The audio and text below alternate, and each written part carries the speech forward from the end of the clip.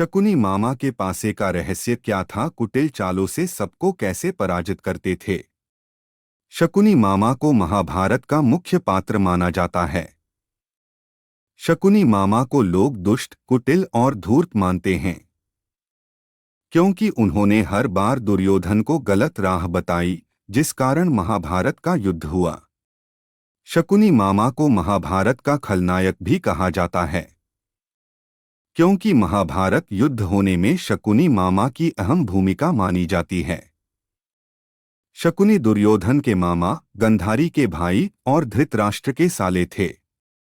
उन्हें गांधार राज भी कहा जाता है।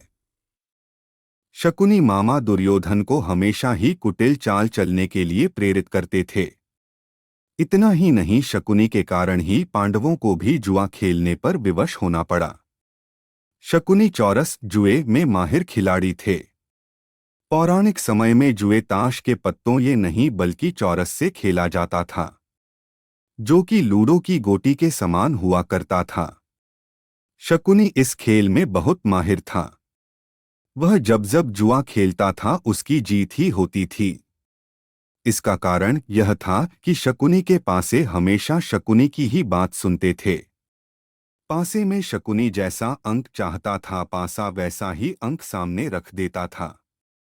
शकुनी के पासे हमेशा उसकी बात मानते थे। इसका कारण यह था, शकुनी के पासे उसके मृत पिता की रीढ़ की हड्डी से बने हुए थे और इस कारण पासे में उसके पिता की आत्मा बसी थी।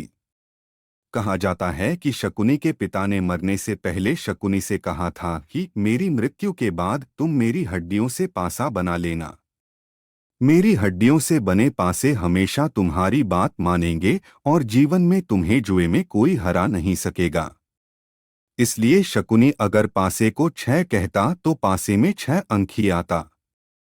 हालांकि शकुनी के पासे का रहस्य और बदले की भावना की कहानी का वर्णन वेद व्यास जी ने महाभारत में नहीं किया है।